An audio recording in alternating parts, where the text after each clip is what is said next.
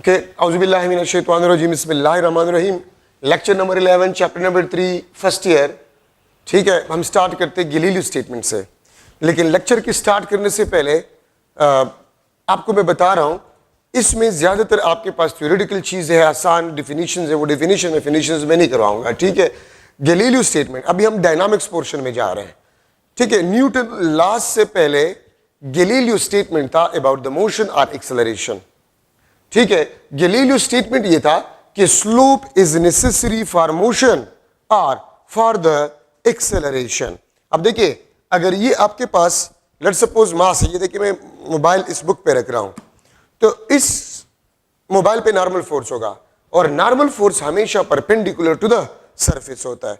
तो गैलीलियो ने ये कहा कि अगर स्लोप हो तो देखिए मोशन होगा। ठीक है, और अगर स्लोप ना हो तो मोशन नहीं होगा। अगर स्लोप होगा तो मोशन होगा, अगर स्लोप नहीं होगा तो मोशन नहीं होगा। ये गैलीलियो का स्टेटमेंट था जो कि न्यूटन लॉज से पहले था। ठीक है, जब न्यूटन आया और उसने गैलीलियो स्टेटमेंट को देखा तो उस गैलीलियो स्टेटमेंट को उसने जनरलाइज्ड किया इनटू 3 इंपॉर्टेंट लॉज, लेकिन इसी थ्योरेटिकल कंसेप्ट को भी उसने मैथमेटिकल शेप दी। ये आपके पास एक इंक्लाइंड प्लेन है, उस पे मास m पड़ा हुआ है, तो इस पे नॉर्मल फोर्स है। आप देखिए ये नॉर्मल फोर्स है, तो ये आपके पास नॉर्मल एक्सिस है, this is the normal axis. ठीक है, ये आपके पास वेट ऑफ अ बॉडी। याद रखिए, न्यूटन ने ये कहा कि इंक्लाइंड प्लेन का जो एंगल होगा थीटा, तो wait of a body normal axis के साथ उतना ही एंगल बनाएगा जितना इस इंक्लाइंड प्लेन का एंगल होगा। तो ये आपके पास W, और देखिए ये नॉर्मल एक्सिस है, तो W रिजॉल्व इनटू 2 कंपोनेंट्स, ये WY, दिस इज WX। अगर आप WX को देखें तो ये नॉर्मल फोर्स WX को बैलेंस कर रहा है, या normal force is equal to W cos theta, या नॉर्मल फोर्स आपके पास है this is directly proportional to cos theta, directly proportional to cos theta. तो इसका मतलब ये है कि नॉर्मल फोर्स आपके पास है वो भी वेरिएबल है। अगर आप थीटा को चेंज करें, थीटा को आप चेंज करें तो नॉर्मल फोर्स आपके पास चेंज होगा। अगर मैं कह दूं theta 0, cos 0 is 1, normal force will be equal to weight of a body. अगर मैं कह दूं theta is 90, cos 90 is 0, normal force will be equal to 0। ठीक है, तो अगर आप थीटा को बढ़ा रहे मींस 90 की तरफ बढ़ा रहे हैं तो नॉर्मल फोर्स डिक्रीजेस, और अगर आप 0 की तरफ उसको कह रहे हैं, ठीक है, डिक्रीज कह रहे तो normal force will be increases. अब देखिए, if there is no fractional force, अगर फ्रैक्शनल फोर्स आपके पास 0 हो, ठीक है, तो देखिए ये WY इस डायरेक्शन में मोशन है, इसका मतलब ये है कि WY is the effective component. Net unbalance force आपके पास WY which is equal to W sin theta, MA is equal to MG sin theta, mass और मास आपके पास cancel, A is equal to G sin theta. This is the equation of acceleration of a body moving on inclined plane. और इस equation में अगर आप देखें, acceleration only depends upon sin theta. Acceleration आपके पास होगा, it only depends upon sin of theta, nothing else. और यहां पर मैंने लिखा है acceleration is independent of mass if fractional force is equal to 0. अगर inclined plane smooth हो, fractional force 0 हो, तो याद रखिए एक्सेलरेशन आपके पास होगा वो सिर्फ और सिर्फ साइन ऑफ एंगल पे डिपेंड करेगा। ठीक है, या साइन थीटा पे आपके पास जो है ये डिपेंड करेगा। तो acceleration is directly proportional to sine theta if fractional force is equal to 0। Mass से इंडिपेंडेंट होगा। अगर इंक्लाइन प्लेन फ्रैक्शनलेस हो तो मास m वाला बॉक्स अगर आप इस पे मूव करें, या 2m मास या 3m मास, तो आपके पास एक्सेलरेशन जो होगा वो सेम होगा if the fractional force is 0। और अगर फ्रैक्शनल फोर्स नॉन 0 हो तो फिर एक्सेलरेशन मास पे भी डिपेंडेंट होगा। ठीक है, तो एक्सेलरेशन यहां पर फ्रैक्शनल फोर्स 0 है, वो सिर्फ इंक्लिनेशन एंगल पे डिपेंड करते हैं, थीटा पे, बाकी किसी चीज पे डिपेंड नहीं करता। अच्छा, normal force WX, W cos theta, and just before starting motion, just before starting motion आपके पास जो फ्रैक्शनल फोर्स होगा it will be equal to WY और it will be equal to W sin theta. ठीक है, आप इसको देखिए, ये आपके पास मोबाइल सही है। अब अगर ये मोशन नहीं कर रहा तो इसका मतलब फ्रैक्शनल फोर्स ज्यादा है WY से। अगर इसको हम स्लोप दे रहे हैं और ये मोशन, तो just before starting the motion, अब देखिए जब इसने मोशन जस्ट स्टार्ट किया उससे थोड़ा सा पहले फ्रैक्शनल फोर्स WY के बराबर होगा, ठीक है। Just before starting the motion fractional force will be equal to WY। अब देखिए मैं अगर लिख लो फ्रैक्शनल फोर्स म्यू एन, ठीक है, म्यू आपके पास है this is equal to the ratio of fractional force in normal force, ठीक है, और फ्रैक्शनल फोर्स आपके पास है this is equal to W sine theta, और नॉर्मल फोर्स आपके पास है this is W cos theta, this is cancel, और ये आपके पास sine theta divide by cos theta, या ये आपके पास टेंजेंट थीटा। इसको बेसिकली हम कहते हैं this is the coefficient of static fraction, this is the coefficient of static fraction, ठीक है। स्टैटिक फ्रैक्शन का आपके पास कोएफिशिएंट है sine theta divide by cos theta, this is equal to tangent theta. तो देखिए अगर आपको इंक्लिनेशन एंगल गिवन हो और आपसे पूछ लिया जाए what is the coefficient of static fraction, ठीक है, तो mu is equal to tangent theta, इससे आप कोएफिशिएंट ऑफ स्टैटिक फ्रैक्शन को मालूम कर सकते हैं, ठीक है। तो ये भी प्रीवियस पेपर्स में एमसीक्यूज में आया इसलिए मैंने इसको डिस्कस किया।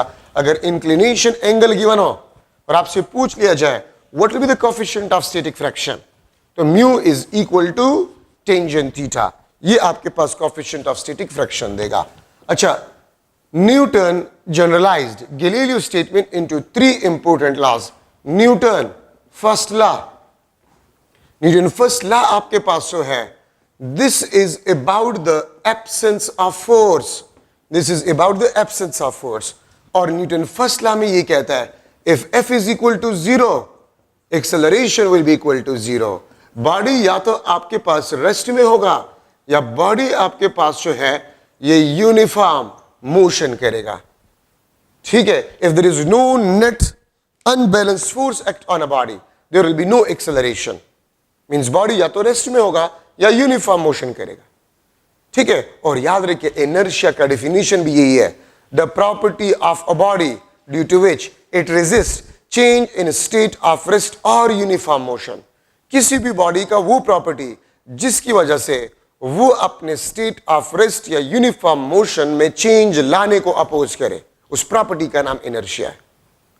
तो वो भी आपको कहते हैं यूनिफॉर्म मोशन और रेस्ट स्टेट में चेंज लाने को अपोज करे, और ये भी आपके पास फर्स्ट लॉ। तो याद रखिए इनर्शिया का डेफिनेशन अगर आप देखें और इसका तकरीबन सेम है, तो इसलिए हम कहते हैं Newton first law is also known as law of inertia. No net unbalanced force, no acceleration. Newton first law को हम लॉ ऑफ इनर्शिया भी कहते हैं। Newton second law, Newton second law आपके पास जो है this is about the presence of force, this is about the presence of force, ठीक है। और presence of force second law का स्टेटमेंट आपको ये है कि इफ देयर इज फोर्स, अगर फोर्स आपके पास non zero acceleration will be not equal to 0, और फिर कहता है acceleration is directly proportional to the force if mass is kept constant. A1 divide by A2 is equal to F1 divide by F2। अगर आप force double कर ले acceleration will be double if the mass is kept constant. अगर आप force को half कर ले acceleration will be half. If the force is constant acceleration will be constant. If the force is increasing, acceleration will be increasing. If the force is decreasing, acceleration will be decreasing. ठीक है, और मैं लिख लूंगा acceleration is inversely proportional to the mass if the force is kept constant. और मैं अगर इसके ratios को बना लूं तो A1 divided by A2 is equal to M2 divided by M1. Acceleration is inversely proportional to the mass. अगर आप मास को डबल कर जाए एक्सेलरेशन विल बी हाफ, अगर आप मास को हाफ कर जाए acceleration will be double if the force is kept constant. मैं इस तरह भी लिख सकता हूं acceleration is directly proportional to the ratio of force and mass, और मैं अगर इसका रेशियोज मालूम करूं तो F1 M2 divide by F2 into M1। अगर आप फोर्स को भी डबल कर जाए और मास को भी डबल कर जाए the ratio will be remain same. अगर आप फोर्स को 4 टाइम कर जाए मास को डबल कर जाए, एक्सेलरेशन विल बी डबल। ठीक है, तो ये आपके पास एक्सेलरेशन प्रोपोर्शनलिटी को अगर हम खत्म कर ले, के एफ डिवाइड बाय एम, के आपके पास हो दिस इज इक्वल टू 1, तो A is equal to F divide by M, या एफ आपके पास होगा this will be equal to M A. This is the Newton second law statement. ठीक है, F is equal to M A, mass और acceleration अगर given हो तो फोर्स को आप इससे मालूम कर सकते हैं। ठीक है, the unit of force is Newton.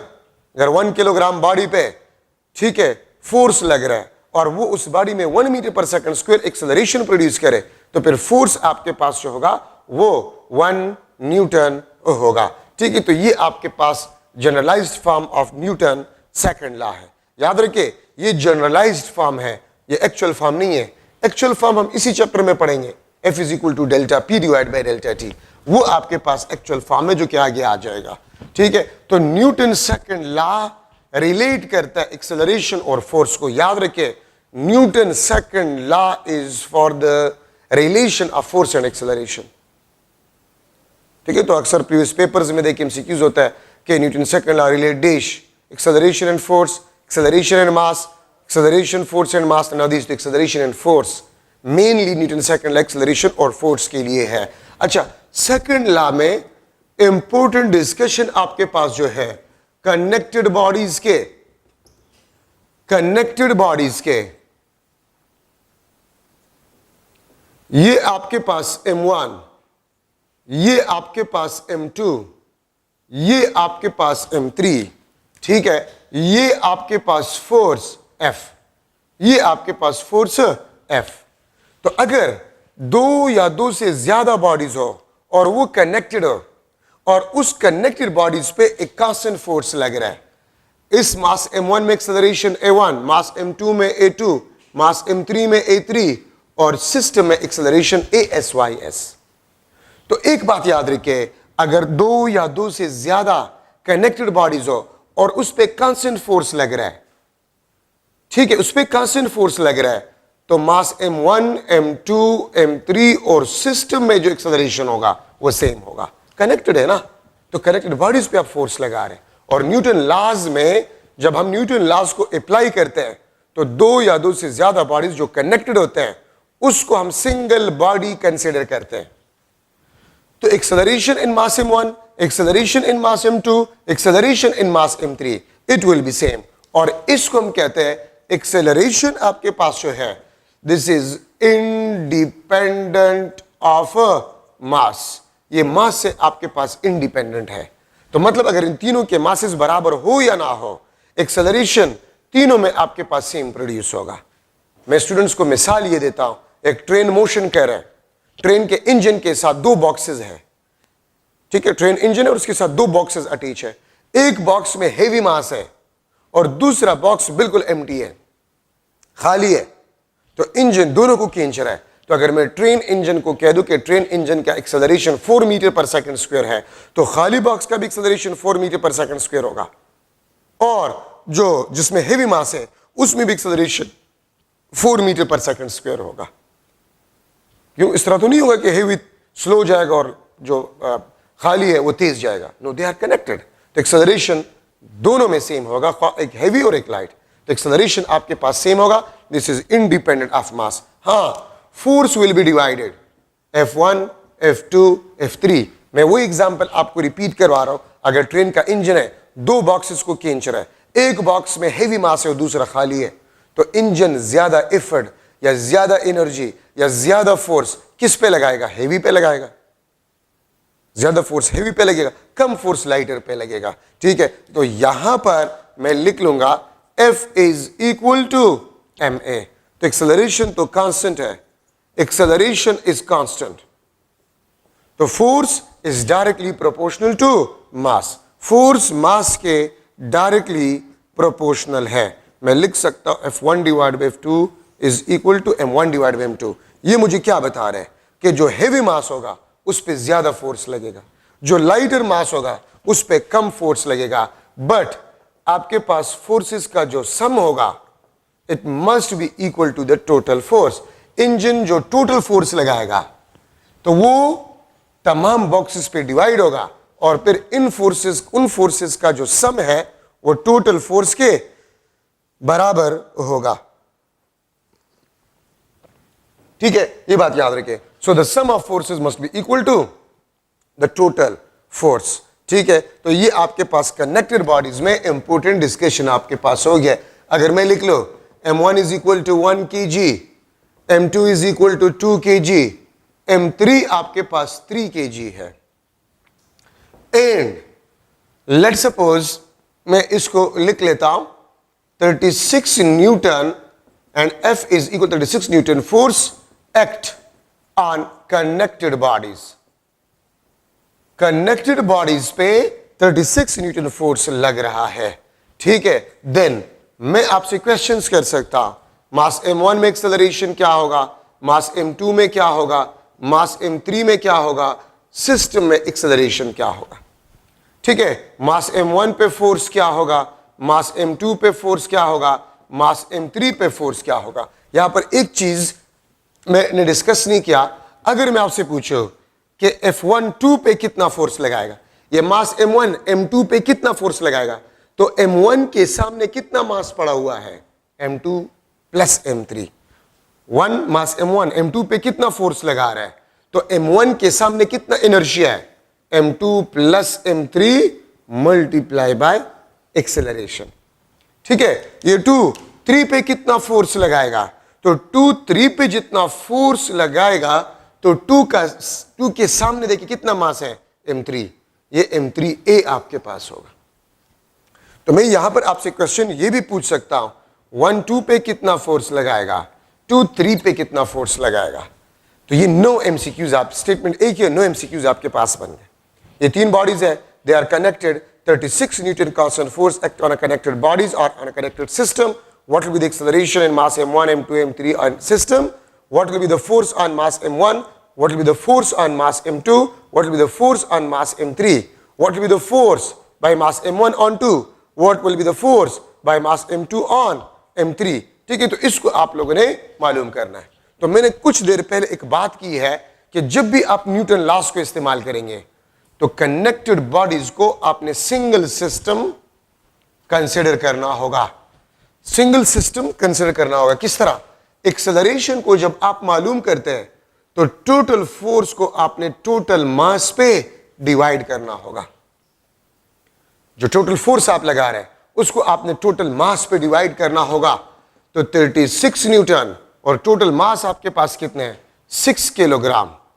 ठीक है, तो ये आपके पास 6 metre per second square acceleration हो जाएगा। तो इसका मतलब ये है कि मास m1 में भी acceleration 6 metre per second square, इसमें भी आपके पास 6 मीटर पर सेकंड स्क्वायर, इसमें भी 6 मीटर पर सेकंड स्क्वायर, इसमें भी 6 मीटर पर सेकंड स्क्वायर। तो एक्सेलरेशन आपके पास 6 मीटर पर सेकंड स्क्वायर तमाम बॉडीज में प्रोड्यूस हो जाएगा। F1 क्या होगा, तो F1 is equal to m1a, F2 is equal to m2a, F3 is equal to m3a। Mass m1 1 है तो ये 6 न्यूटन, ठीक है, ये 12 न्यूटन, ये आपके पास बन जाएगा 3 6 18 न्यूटन। और अगर आप इसको सम करें तो 6 प्लस 12 18, 18 प्लस 18 36 टोटल फोर्स के बराबर आएंगे। तो मैंने आपको कहा था कि the sum of forces must be equal to the total force. अगर मैं आपसे पूछूं F1 2 पे कितना फोर्स लगाएगा, 1 2 पे, तो 1 के सामने 2 और 3 मास है, m2 plus m3 multiply by acceleration. ठीक है, और m2 2 kilogram, m3 3 kilogram, 2 plus 3 5 kilogram, 5 multiply by 6 30 Newton आपके पास m1 m2 पे फोर्स लगाएगा। ठीक है, F2 3 m3a के बराबर हो, मास m3 आपके पास क्या है 3 और एक्सेलरेशन क्या आपके पास 6, तो ये आपके पास 18 न्यूटन। 1 2 पे 18, 1 2 पे 30 न्यूटन और 2 3 पे 18 न्यूटन फोर्स को लगाएगा। ठीक है, अब अगर मैं इस तरह लिख लो मास m1 मास m2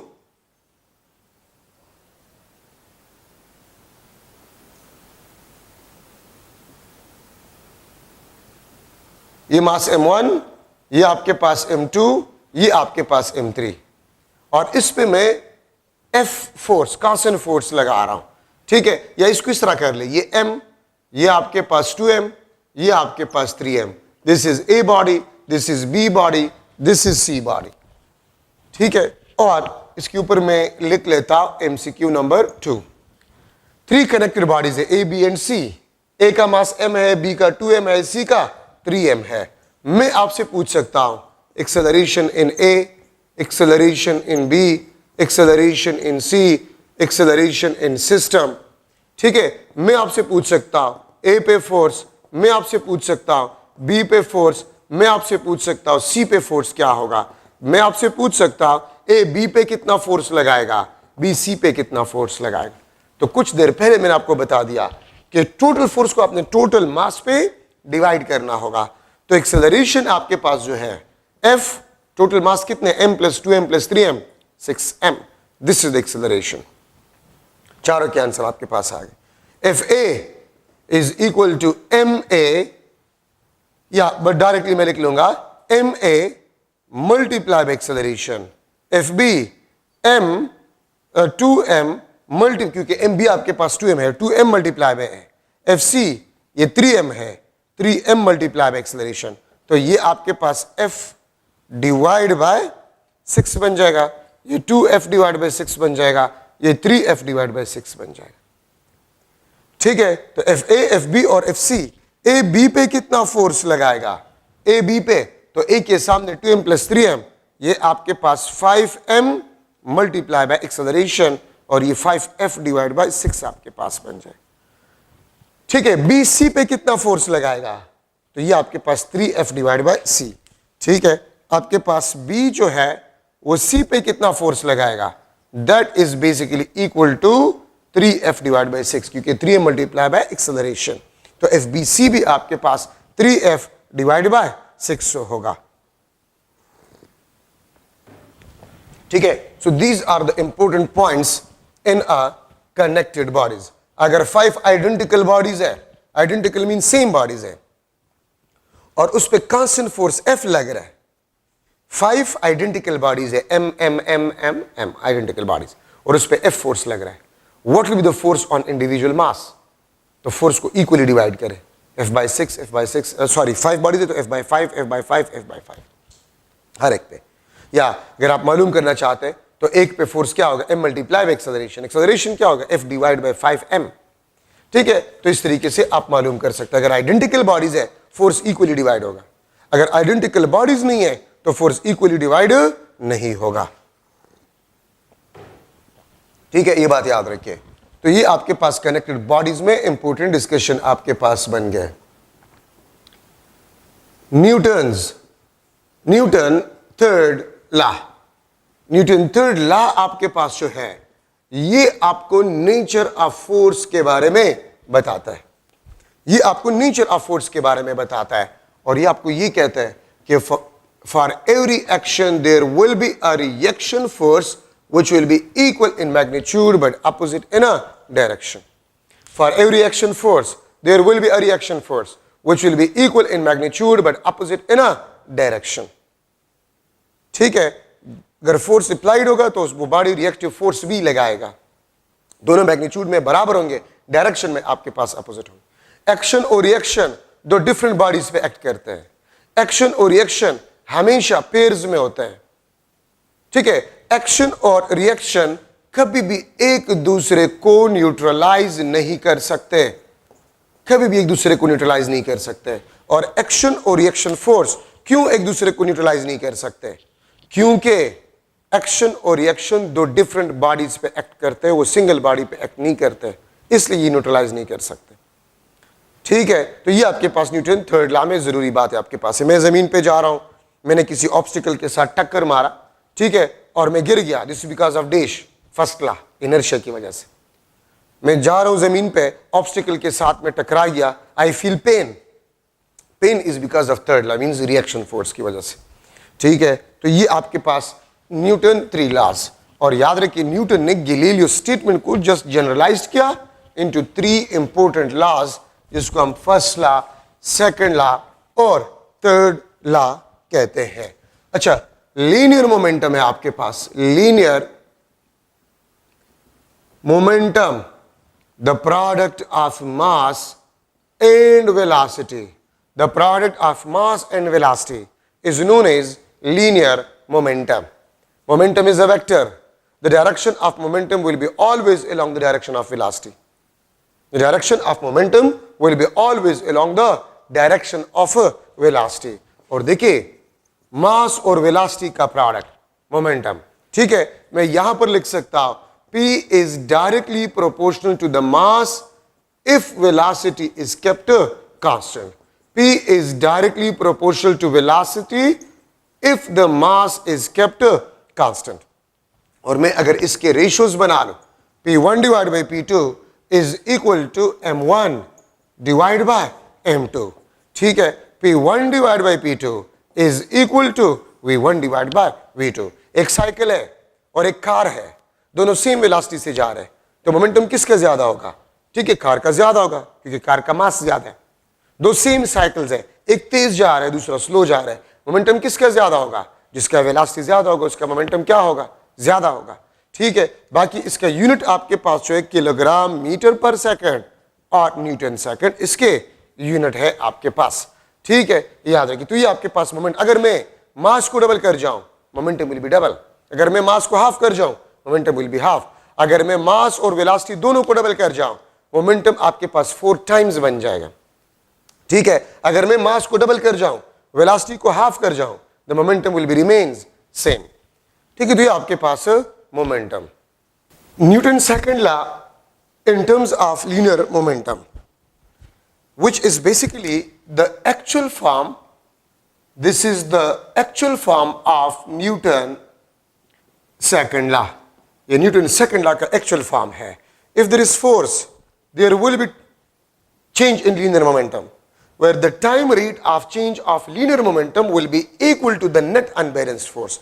Newton second law में ये कहता है कि अगर किसी बॉडी पे unbalanced force act करे, वो उस बॉडी के मोमेंटम में चेंज लाएगा, and the time rate of change of linear momentum will be equal to the net unbalanced force which change the momentum, ठीक है।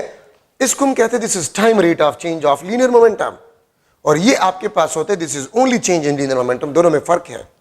ये time rate of change of linear momentum which is equal to the force which change the linear momentum, and this is the change in linear momentum which is equal to the product of force and time during which the momentum change, ठीक है। अगर free falling body हो तो फिर force को हम wait से replace कर जाते हैं, weight will be equal to the time rate of change of linear momentum. अब देखिए, अब मैं अगर एक एमसीक्यू बना लूं, ठीक है, कि the time rate of change of linear momentum is 60 kilogram metre per second square in 3 seconds. In 3 seconds. Then force act on a body. Then force act on a body will be dash. ठीक है, तो मैं A option लिख लेता हूं 60 Newton, B option आपके पास 30 Newton, C option आपके पास 15 न्यूटन और डी ऑप्शन आपके पास 120 न्यूटन, ठीक है। तो time rate of change of linear momentum is 60 kilogram metre per second square, और time rate of change of linear momentum किस चीज के बराबर है? फोर्स के बराबर है। ये टाइम आपको वैसे कंफ्यूज करने के लिए दिया गया है, तो आपके पास यही जो है यही फोर्स है, दिस इज 60 न्यूटन। ये टाइम आपको वैसे कंफ्यूज करने के लिए दिया गया है। अगर मैं इसको काट लूं, अगर मैं इसको काट लूं, the change of linear momentum is this one, और इससे मैं स्क्वायर काट लूं इन 3 second, then the force act on a body will be dash। तो 60 को फिर आप 3 पे डिवाइड करेंगे तो आपके पास 20 न्यूटन फोर्स आ जाएगा, 20 न्यूटन फोर्स आ जाएगा, ठीक है। लेकिन आपको चूंकि time rate of change of linear momentum given है, ठीक है, तो time rate of change of linear momentum ही आपके पास फोर्स के बराबर होता है, ठीक है। तो 60 न्यूटन आपके पास आंसर है। तो देखिए, आप time rate of change of linear momentum और चेंज इन लीनियर मोमेंटम, ठीक है, इस पे थोड़ा सा आप लोगों ने गौर करना होगा। So this is the Newton second law, ठीक है, इन टर्म्स ऑफ लीनियर मोमेंटम। अच्छा, अब यहां पर हम डिस्कस कर रहे हैं isolated body or isolated system. Isolated body और isolated system. यहां पर मैं लिख लेता हूं ideal isolated body और system. ठीक है. सेकंड आपके पास जो है real isolated body और system. Ideal isolated body या isolated system or real isolated body or isolated system. Ideal if the external force completely zero means no external force act on a body, इसको हम ideal isolated body या system कहेंगे. और real isolated body अगर external force internal forces के मुकाबले में बहुत ज्यादा स्मॉल हो तो फिर उस बॉडी या सिस्टम को हम रियल आइसोलेटेड बॉडी या सिस्टम कहते हैं. ठीक है.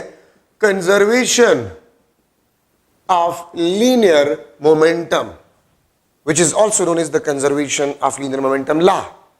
कंजर्वेशन ऑफ लीनियर मोमेंटम आपको ये कहता है कि अगर एक्सटर्नल फोर्स होगा तो चेंज इन लीनियर मोमेंटम आपके पास होगा and the time rate of change of linear momentum will be external force. लेकिन कंजर्वेशन ऑफ लीनियर मोमेंटम के मुताबिक से if external force is zero means the body और system is isolated the time rate of change of linear momentum will be equal to zero.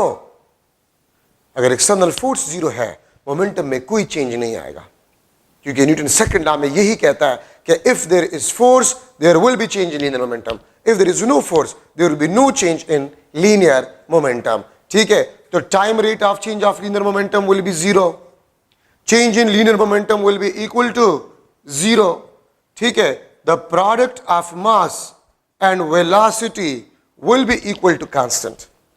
क्योंकि अगर change in momentum zero हो तो इसका मतलब आपके पास ये होगा कि मोमेंटम विल बी कांस्टेंट. और अगर मोमेंटम कांस्टेंट हो तो एम वी का प्रोडक्ट आपके पास कांस्टेंट होगा. और अगर एम वी का प्रोडक्ट कांस्टेंट हो इसका मतलब ये है कि वी मास के इनवर्सली प्रोपोर्शनल होगा. और अगर वी मास के इनवर्सली प्रोपोर्शनल हो तो v1 divide by v2 is equal to m2 divide by m1 या ये आपके पास m1 डिवाइड बाय m2 आपके पास आ जाता है. v1 divide by v2 is equal to 1 divide by m1 divide by m2. The ratio of velocity v1 and v2 is equal to the reciprocal of the ratio of mass m1 and m2. The ratio of velocity v1 and v2 is equal to the reciprocal of the ratio of mass m1 and m2. तो ये सारे आपके पास conservation of linear momentum के statement है. ठीक है. सारे आपके पास लीनियर मोमेंटम के स्टेटमेंट है. If there is no external force the time rate of change of linear momentum will be zero, the change in linear momentum will be zero, momentum will be constant, the product of mass and velocity will be constant, velocity will be inversely proportional to mass, the ratio v1 v2 will be equal to the reciprocal of the ratio mass m1 and m2. और इसमें सबसे जरूरी concept conservation of linear momentum में जो है वो आपके पास है v is inversely proportional to mass. मास ज्यादा है वेलोसिटी कम होगा, मास कम है वेलोसिटी ज्यादा होगा. ठीक है. मैं फर्स्ट एग्जांपल लिख रहा हूं. ये आपके पास गन है. ठीक है. दिस इज अ गन और इस गन से बुलेट निकल रहा है. ठीक है. इससे बुलेट निकल रहा है. This is bullet. बुलेट का वेलोसिटी vb, गन का रिकॉइलिंग वेलोसिटी vg. ठीक है. Before firing the velocity of gun was zero. जब फायर किया जाता है ठीक है तो फिर भी आपके पास बुलेट और गन का जो वेलोसिटी होगा वो जीरो होगा. बुलेट और गन का मिलके जो नेट मोमेंटम होगा वो आपके पास जीरो होगा. ठीक है. बुलेट का मोमेंटम pb, गन का मोमेंटम pg. याद रखिए pg और pb मींस गन का मोमेंटम जब वो रिकॉइल होते पीछे और बुलेट का मोमेंटम वो दोनों आपके पास बराबर होते हैं. mg vg is equal to mb vb. ठीक है. ये आपके पास बराबर. अगर मैं गन का वेलोसिटी का रेशो बुलेट के वेलोसिटी के रेशो से लिख लो तो ये आपके पास mb डिवाइड बाय mg आपके पास बन जाएगा। तो इसका मतलब ये है कि बुलेट का वेलोसिटी मास कम है, वेलोसिटी ज्यादा है, गन का मास ज्यादा है, वेलोसिटी कम है। वेलोसिटी आपके पास क्या है? कम है, ठीक है। लेकिन अगर आप मोमेंटम देखें तो बुलेट अपने साथ जितना मोमेंटम लेगा उतना मोमेंटम गन को भी मिलेगा।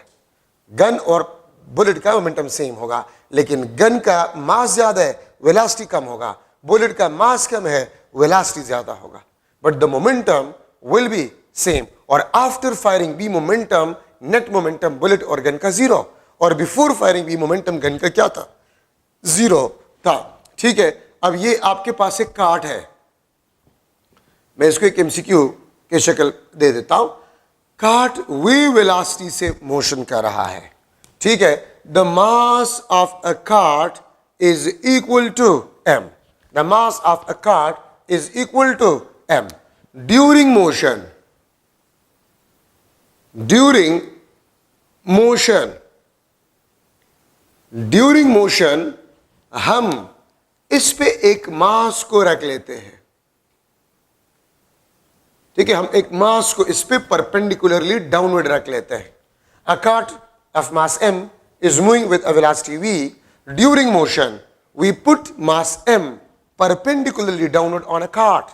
कार्ट मोशन करे और हमने कार्ट के मास के बराबर मास इस पे परपेंडिकुलरली डाउनवर्ड रख लिया, ठीक है। तो मैं आपसे क्वेश्चन पूछ सकता हूं, ठीक है। v प्राइम आपके पास क्या होगा? p prime momentum when we put the mass perpendicularly downward on a cart, ठीक है। तो मोमेंटम आपके पास क्या होगा? तो देखिए कार्ट का मास m था और हमने m मास को कार्ट पे रख लिया। अब आपके पास मास क्या बना? 2m मास बना। तो वेलोसिटी v प्राइम आपके पास v डिवाइड बाय 2 बन जाएगा, और momentum p prime p which will be equal to mv। यहां पर भी मोमेंटम mv, यहां पर भी मोमेंटम आपके पास क्या होगा? mv। Conservation of linear momentum आपको ये कहता है, ठीक है। अगर मैं इस तरह जो है कह दूं कि कार्ट था, कार्ट v वेलोसिटी से मोशन कर रहा था, the mass of a cart was m। If we put a 2m mass perpendicularly downward, अगर मैं इसको 2m मास कर लूं, 2m मास मैंने double mass of a cart इस पे पुट किया, what will be the velocity? तो देखिए मास m तो पहले से था कार्ट का, और 2m मास आपने रख लिया, तो मास 3 टाइम इंक्रीज, वेलोसिटी आपके पास 3 time decrease, but the momentum will be same mv। Momentum आपके पास सेम होगा जो कि mv होगा, ठीक है। ये बात आप लोग याद रखें। एक दूसरे लास्ट एमसीक्यू, अगर मैं लिख लो मास m v वेलोसिटी से मोशन कर रहा था, यहां पर एक दूसरा बॉडी था जिसका मास 4m था, जिसका मास 4m था, और ये आपके पास रेस्ट में था, ठीक है। when they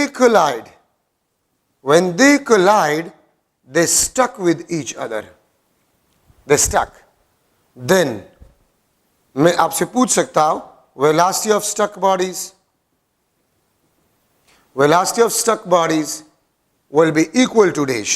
मैं आपसे पूछ सकता हूं momentum of stuck bodies will be equal to dash। मैं आपसे पूछ सकता हूं कि वेलोसिटी आपके पास स्टक बॉडीज का क्या होंगे, ठीक है, और मोमेंटम आपके पास स्टक बॉडीज के क्या होंगे।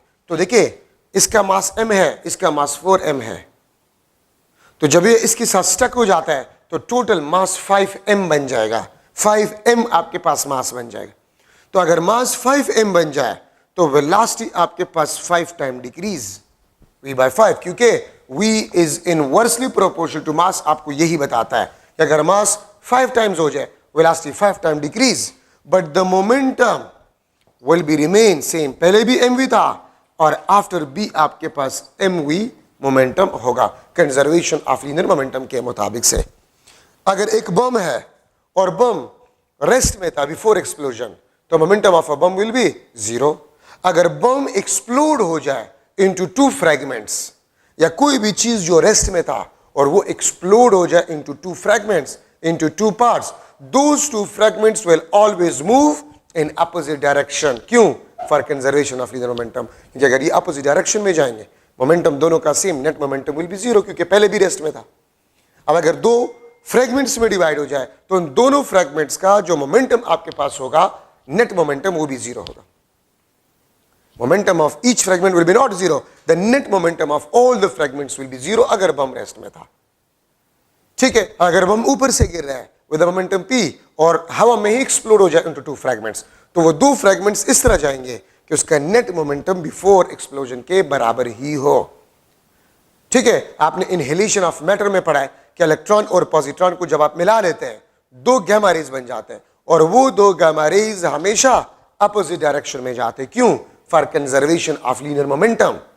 सेकेंड ईयर में आपने पढ़ा है कि बीटा डीके में न्यूट्रिनो या एंटी न्यूट्रिनो प्रोड्यूस होता है। अगर बीटा डीके में न्यूट्रिनो और एंटी न्यूट्रिनो प्रोड्यूस ना हो तो कौन सा प्रॉपर्टी कंजर्व नहीं होगा? मोमेंटम कंजर्व नहीं होगा। ठीक है, मोमेंटम कंजर्व नहीं होगा। ठीक है, अगर बीटा डीके में कोई दूसरा पार्टिकल प्रोड्यूस ना हो जाए, ठीक है, तो मोमेंटम आपके पास कंजर्व नहीं होगा। ठीक है, और अगर मोमेंटम कंजर्व नहीं होगा तो it is not possible, because this is conservation law, ये नेचुरल लॉ है आपके पास। ठीक है, तो कंजर्वेशन ऑफ लीनियर मोमेंटम आपको यही कहता है कि before and after change the momentum will be same. ठीक है, लेकिन वेलोसिटी आपके पास जो है वो चेंज होगा। अच्छा, कोलिजन में डिफिनीशन नहीं लिख रहा। कोलिजन अगर दो बॉडीज एक दूसरे के इतने करीब आ जाए कि वो एक दूसरे के मोशन, डायरेक्शन ऑफ मोशन या दोनों को चेंज कर जाए, तो इस किस्म के करीब आने को हम कोलिजन कहते हैं। दो बॉडीज इतने, दो या दो से ज्यादा भी हो सकते हैं, इतने करीब आ जाए कि वो एक दूसरे के मोशन, डायरेक्शन ऑफ मोशन या दोनों को चेंज कर जाए, तो इस किस्म के करीब आने को हम क्या कहते हैं? कोलिजन कहते हैं।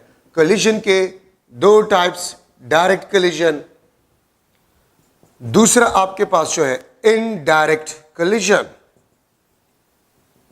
डायरेक्ट कोलिजन में अगर बॉडीज फिजिकली टच कर जाए, if the bodies physically touch, तो फिर कोलिजन आपके पास डायरेक्ट कोलिजन।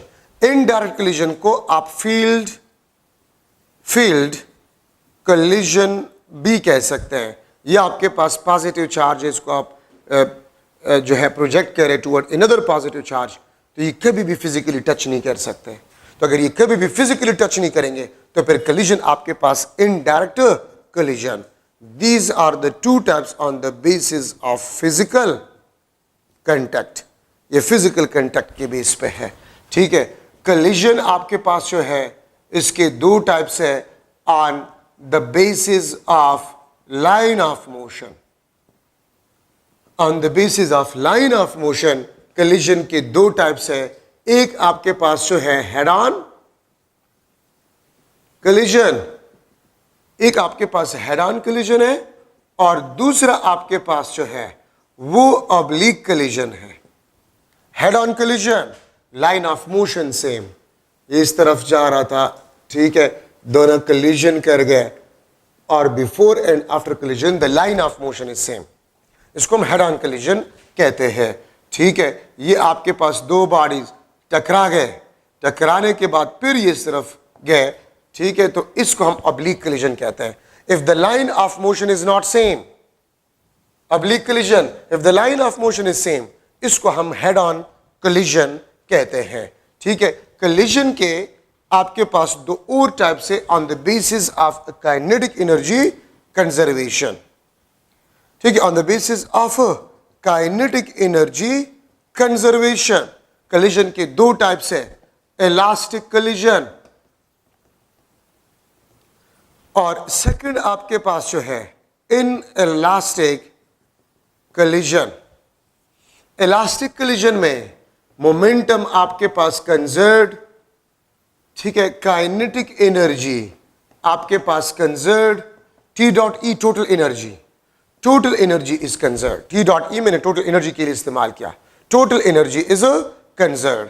और इन इलास्टिक में मोमेंटम आपके पास जो है this is conserved, kinetic energy आपके पास जो है नॉट कंजर्व्ड, नॉट कंजर्व्ड। ठीक है, और याद रखे काइनेटिक एनर्जी लॉस्ट, ठीक है, वो आपके पास होता है in the form of sound energy, ठीक है, thermal energy, sound energy, thermal energy and potential energy, sound energy, thermal energy and potential energy, ठीक है। और पोटेंशियल एनर्जी आपके पास जो होता है ये परमानेंट डेंस आर डिफॉर्मेशन, ठीक है, परमानेंट डेंस आर डिफॉर्मेशन। याद रखें आपके पास जो साउंड एनर्जी है और थर्मल एनर्जी आपके पास जो है, इसकी वजह से जो एनर्जी है स्मॉल अमाउंट लास्ट, और इसकी वजह से आपके पास लार्ज अमाउंट लास्ट होता है, large amount lost in the form of potential energy, ठीक है। अच्छा, अब kinetic energy conserve, sorry not conserve, total energy आपके पास जो है it is conserve, total energy भी कंजर्व होता है बिकॉज काइनेटिक एनर्जी और फॉर्म में कन्वर्ट हो जाते हैं, ठीक है, लेकिन टोटल एनर्जी आपके पास जो है इट विल बी कंजर्व और कांस्टेंट। और याद रखिए 100% इलास्टिक कोलिजन नहीं होता, रियल कोलिजन जितनी भी है दे आर इनइलास्टिक, लेकिन कुछ आपके पास रियल कोलिजन्स होते हैं जिसको हम इलास्टिक कंसिडर करते हैं। और वो कौन से कोलिजन्स होते हैं? अगर कोलिजन हो और परमानेंट डेंस या डिफॉर्मेशन प्रोड्यूस ना हो, रबर बॉल्स कोलिजन कर जाए, बिलियर्ड बॉल्स कोलिजन कर जाए और कोई डिफॉर्मेशन प्रोड्यूस नहीं हुआ, कोई डिफॉर्मेशन प्रोड्यूस नहीं हुआ, कोई डेंस प्रोड्यूस नहीं हुए, तो हर उस कोलिजन को आप इलास्टिक कंसिडर कर सकते हैं। लेकिन जब कोलिजन हो जाए, परमानेंट डेंस और डिफॉर्मेशन प्रोड्यूस हो जाए, तो फिर वो इनइलास्टिक होगा। कोलिजन हो जाए, body stuck with each other, inelastic collision.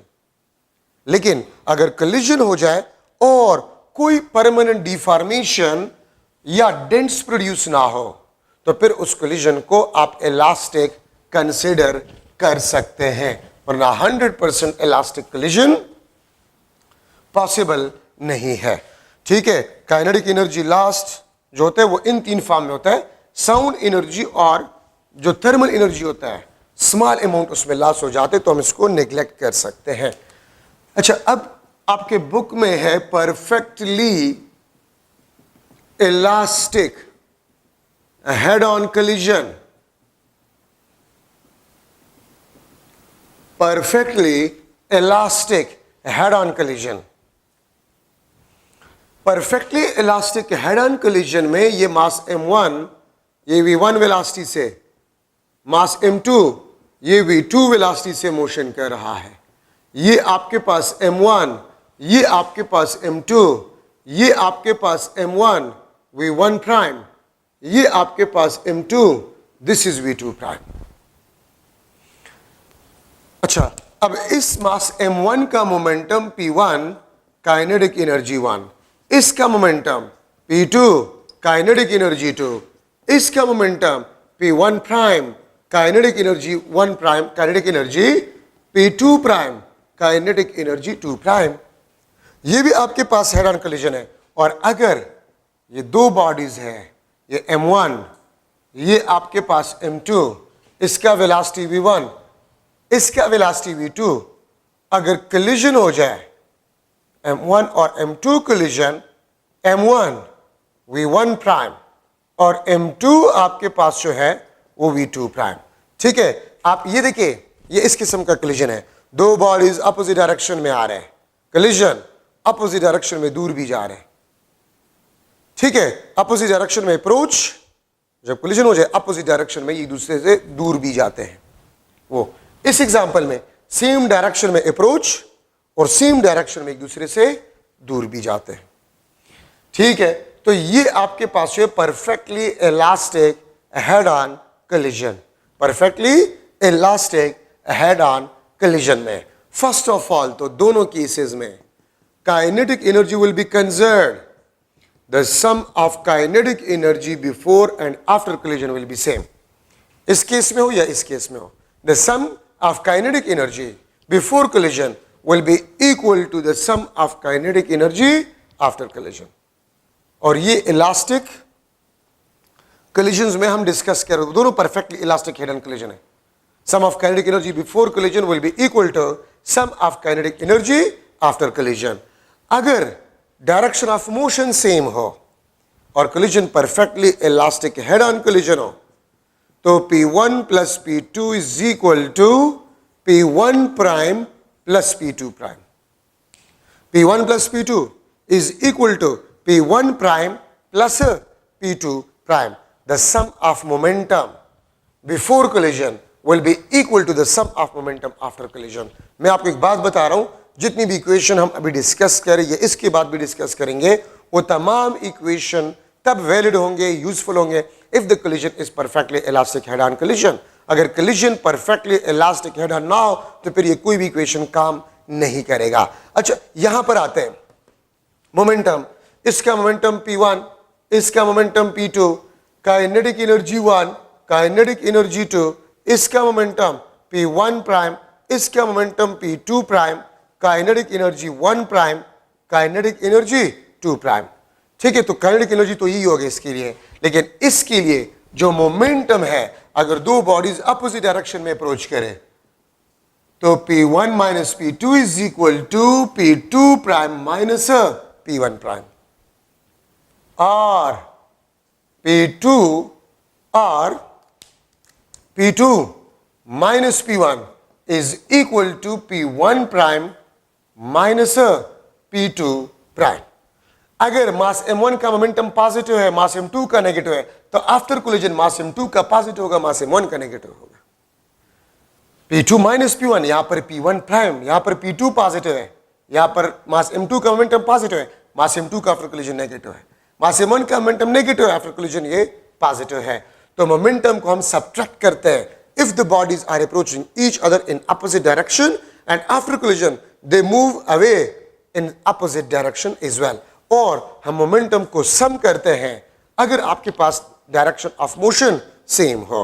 अच्छा, collision के लिए the direction of motion is same, इस कंडीशन के लिए डायरेक्शन ऑफ मोशन सेम है तो फिर v1 वेलोसिटी v2 से ज्यादा होना चाहिए. क्यों? अगर v1 और v2 बराबर हो फिर भी कोलिजन नहीं होगा, अगर v2 v1 से ज्यादा हो फिर भी कोलिजन नहीं होगा, लेकिन अगर v1 v2 से ज्यादा हो तो फिर कोलिजन होगा. ठीक है, तो ये आपके पास सम ऑफ मोमेंटम. अगर मैं आपको एग्जांपल दूं, लेट्स सपोज ये आपके पास 40 किलोग्राम मीटर पर सेकंड, ये आपके पास 10 किलोग्राम मीटर पर सेकंड है. ठीक है, 40 plus 10 50 kilogram metre per second. अगर मैं लूं ये आपके पास 30 किलोग्राम मीटर पर सेकंड हो, बल्कि मैं इसको 20 किलोग्राम मीटर पर सेकंड कह लेता हूं, तो फिर इसका मोमेंटम आपके पास क्या होगा? 30 kilogram metre per second, 30 kilogram metre per second. ठीक है, आप देखिए 40 plus 10 50, 20 plus 30 50. The sum of momentum before collision 40 plus 10 50, the sum of momentum after collision 20 plus 30 50.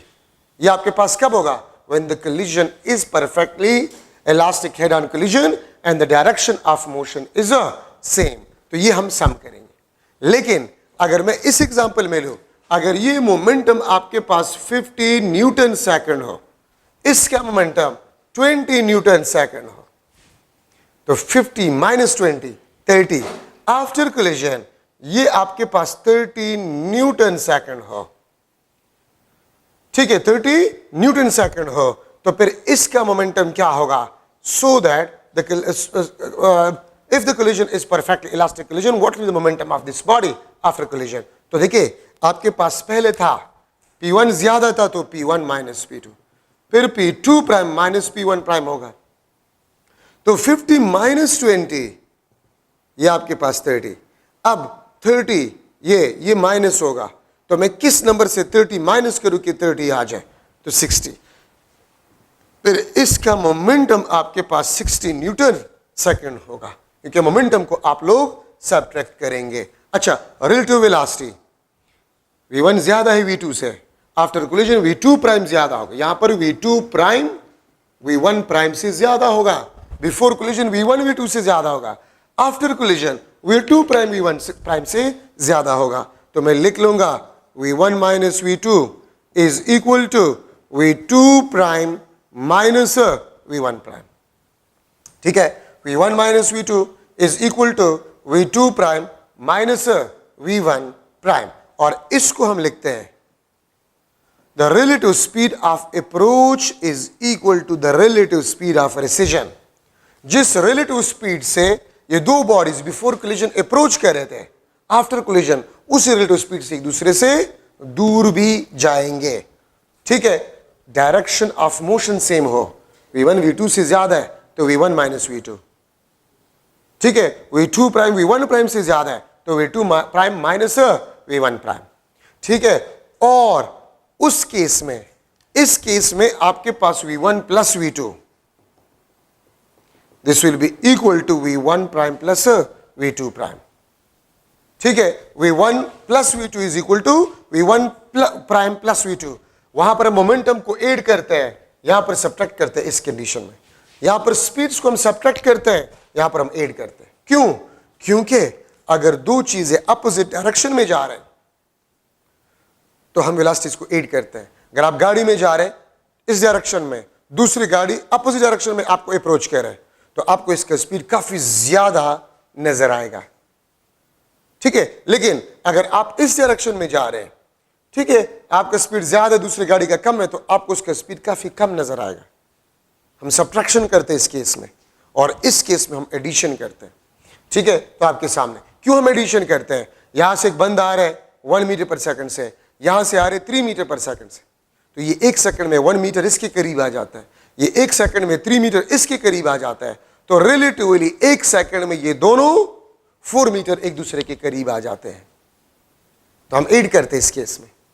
ठीक है, और अगर अपोजिट डायरेक्शन में जा रहे हैं, ये 1 मीटर पर सेकंड से, ये 3 मीटर पर सेकंड से, 1 सेकंड में ये 1 मीटर दूर चला जाता है, 1 सेकंड में ये 4 मीटर दूर चला जाता है, तो 4 + 1 5 मीटर ये रिलेटिवली एक दूसरे से दूर चले जाएंगे, वो वाला कंडीशन। लेकिन अगर आगे एक बंदा जा रहा है 1 मीटर पर सेकंड से, आप उसके पीछे 3 मीटर पर सेकंड से जा रहे हैं सेम डायरेक्शन में, तो वो आपसे 1 सेकंड में 1 मीटर दूर जा रहे हैं, आप 1 सेकंड में 3 मीटर उसके करीब जा रहे हैं, तो रिलेटिवली आप कितने करीब जा रहे हैं? 3 - 1 2 मीटर पर सेकंड। 1 सेकंड में 2 मीटर आप करीब जा रहे हैं।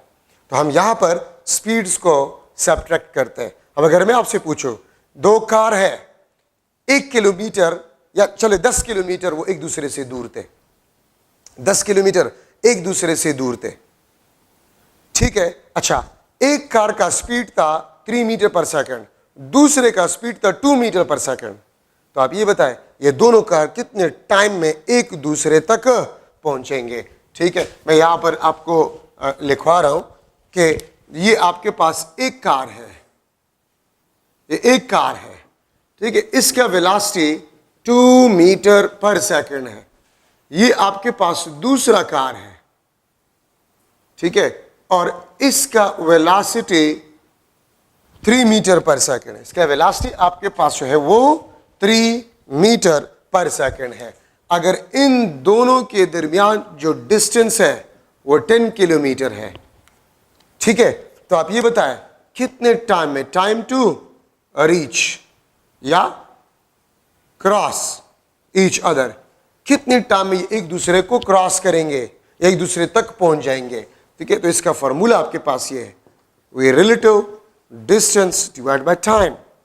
ठीक है, ये आपके पास time d divide by relative speed. ठीक है, तो आप इसमें आप पुट करें 10 किलोमीटर मीन्स 10,000 मीटर, और रिलेटिव वेलोसिटी आपके पास क्या है? 2 + 3 5 मीटर पर सेकंड।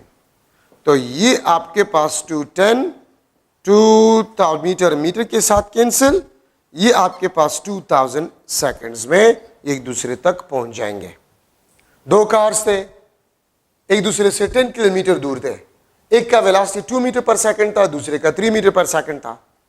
ठीक है, आप ये बताएं ये दोनों कार कितने टाइम में एक दूसरे को क्रॉस करेंगे? तो d divide by relative velocity.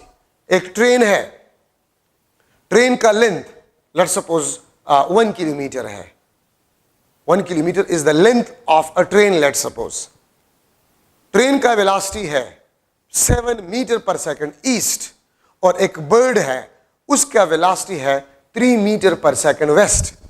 7 metre per second east और 3 मीटर पर सेकंड वेस्ट, अब अपोजिट डायरेक्शन में है। तो हम वेलोसिटीज को क्या करेंगे, 8 करेंगे, तो 7 + 3 10 metre per second relative velocity होगा। अगर ये बर्ड जस्ट अबाव हो अ ट्रेन, जस्ट अबाव, तो कितने टाइम में ये ट्रेन को क्रॉस करेगा? ठीक है, तो आप यहां पर distance length of a train ले लें, 1 किलोमीटर, रिलेटिव वेलोसिटी 10 ले लें। 1 किलोमीटर को मैं 1000 मीटर भी लिख सकता हूं, रिलेटिव वेलोसिटी को 10 मीटर पर सेकंड पुट करें, आपके पास टाइम आ जाएगा।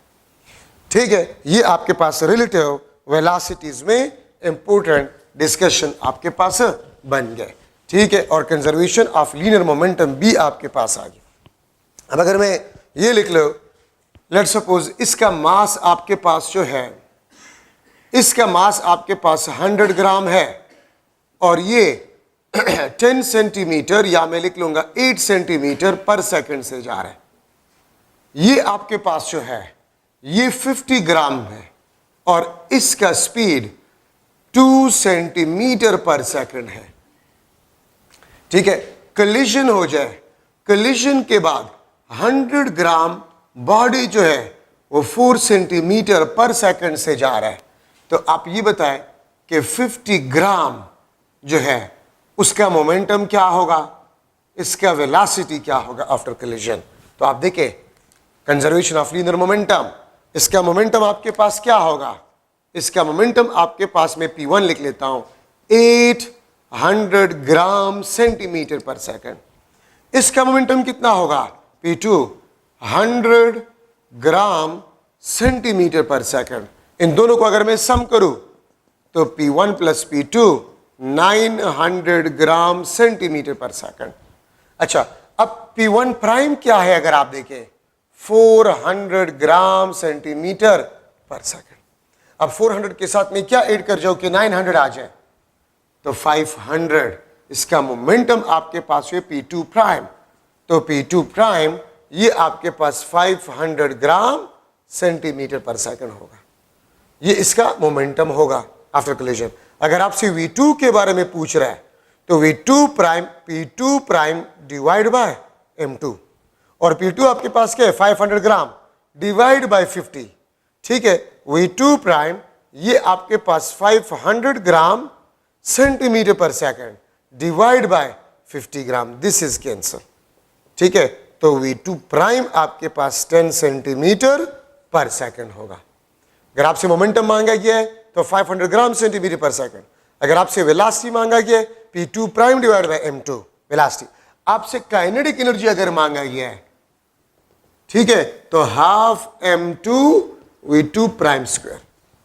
M2 भी है और V2 प्राइम भी आपके पास आएगा। आप काइनेटिक एनर्जी भी मालूम कर सकते हैं by using that conservation of linear momentum equation. अच्छा, मैं यहां पर लिख सकता हूं for speeds after collision, for speeds after collision, V1 prime M1 minus M2 divided by M1 plus M2 V1 plus 2M2 divided by M1 plus M2 into V2. V2 prime M2 minus M1 divided by M1 plus M2 V2 plus 2M1 divided by M1 plus M2 into V1। ठीक है, ये आपके पास V1 prime, ये आपके पास V2 prime. If the collision is perfectly elastic head-on collision, then after collision, the speed of mass M1 is V1 prime, the speed of mass M2 is a V2 prime। तो अगर masses हो और before collision speeds हो, इसमें put करें after collision speed आ जाएगा। अब देखिए लंबे छोटे फार्मूले हैं ये, अगर आपको याद करने का तरीका नहीं आ रहा तो इसके एक आसान तरीका मैं आपको बता रहा हूं। ठीक है, वो क्या है, देखिए अगर आप इसमें देखें तो ऊपर माइनस वाला टर्म है, 2 वाला टर्म है, माइनस वाला टर्म 2 वाला टर्म, और नीचे M1 plus M2 M1 plus M2। तो देखिए V1 प्राइम किस मास का वेलोसिटी है, मास M1, तो मास M1 is positive, M2 is negative, और जो M1 पॉजिटिव है इसका वेलोसिटी V1, M2 नेगेटिव है 2M2, दूसरा टर्म 2M2 वाला और साथ में V2। ठीक है, V2 प्राइम मास M2 का वेलोसिटी है, तो V2 प्राइम M2 का वेलोसिटी है, तो M2 is positive, M1 is negative. m2 positive तो उसका velocity v2, m1 negative 2m1, जो टर्म नेगेटिव होगा वो 2 वाला टर्म होगा, तो m1 2m1 और m1 का वेलोसिटी v1, यहां पर m2 नेगेटिव था, m2 v2। ये आपके पास याद करने का तरीका है कि आप इसको किस तरह याद करेंगे। अब इसके एक स्पेशल केस है, एक स्पेशल केस है, और स्पेशल केस ये है if target is at rest, अगर टारगेट आपके पास रेस्ट में हो, v2 आपके पास क्या होगा, 0, v2 आपके पास क्या होगा, 0 होगा, तो v2 वाले टर्म्स आपके पास 0 हो जाएंगे, v1 प्राइम, ठीक है, ये आपके पास m1 minus m2 divide by m1 plus m2 into v1, ये v2 वाला टर्म तो 0 हो जाएगा, इसमें सिर्फ ये रह जाएगा, v2 प्राइम, ये वाला v1 वाला रह जाएगा, ये 0 हो जाएगा, 2m1 divide by m1 plus m2 into v1, ये आपके पास इस इक्वेशन से रिड्यूस्ड इक्वेशन आ गए। ठीक है, अब इस स्पेशल केस में आपके पास 3 और केसेस है जो कि एमसीक्यूज के लिए भी जरूरी है। First, case one, if m1 is equal to m2 is equal to m, means the bodies are identical, the bodies are identical। ठीक है, ये आपके पास मास m, वेलोसिटी v1, ये आपके पास मास m और v2 इसका 0, ये रेस्ट में, तो v1 प्राइम आफ्टर कोलिजन वो 0 होगा एंड v2 प्राइम वो आपके पास v1 होगा। So if the masses are same, velocities or speeds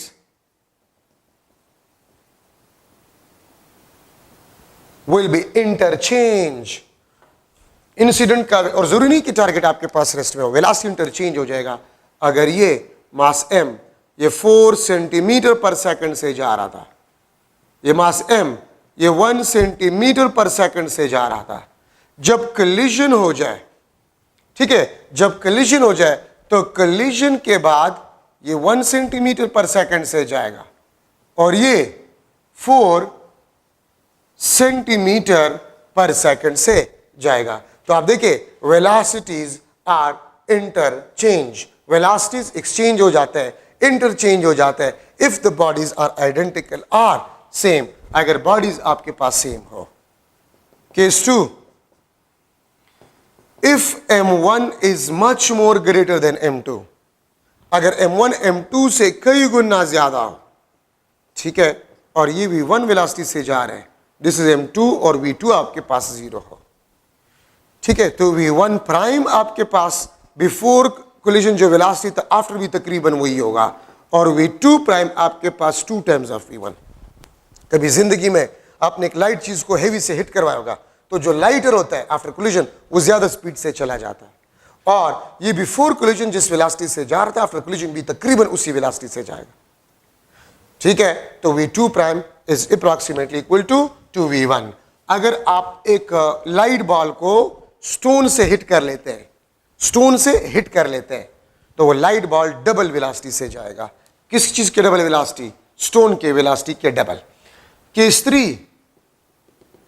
3, if m1 is very very less than m2, ये आपके पास m1 ये v1 वेलोसिटी से, दिस इज m2 और v2 आपके पास 0 है, ठीक है, तो फिर आपके पास क्या होगा, v1 प्राइम वो माइनस v1 के बराबर होगा, और v2 प्राइम आपके पास बिफोर कोलिजन भी 0 और आफ्टर कोलिजन भी आपके पास 0। So these are some important cases. इंशाल्लाह नेक्स्ट लेक्चर में इम्पल्स और प्रोजेक्टाइल मोशन में डिस्कस करूंगा, ठीक है, और ये चैप्टर इंशाल्लाह नेक्स्ट लेक्चर में भी खत्म हो जाएगा। Thank you so much.